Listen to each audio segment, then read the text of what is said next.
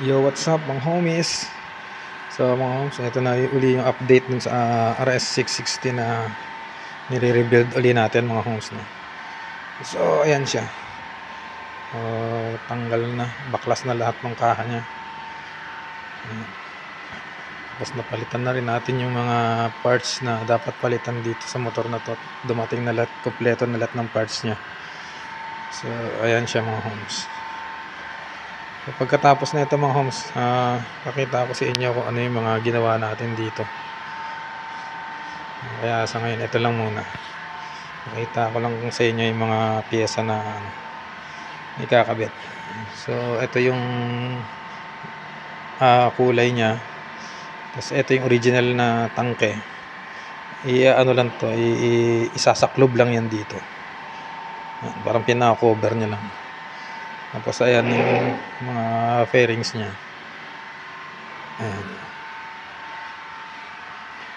Ayan yung isa na ikabit na natin. So mamaya may sasalpak na lahat yan. Tapos na lahat yan maya. Pinakita ko lang sa inyo mga homes. So ayan siya.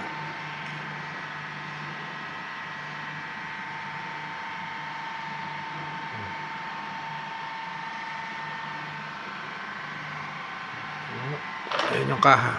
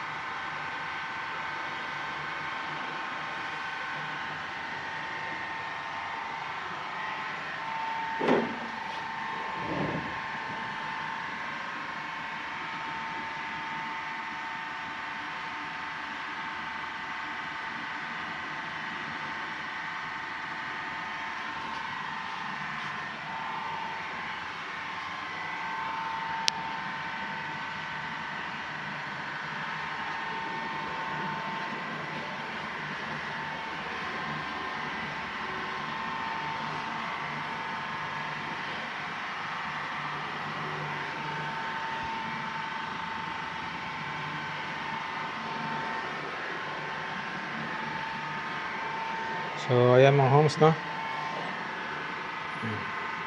So mamaya mga homes, pakita ko sa inyo yung yung kumpleto na yun, isalpak na siya lahat.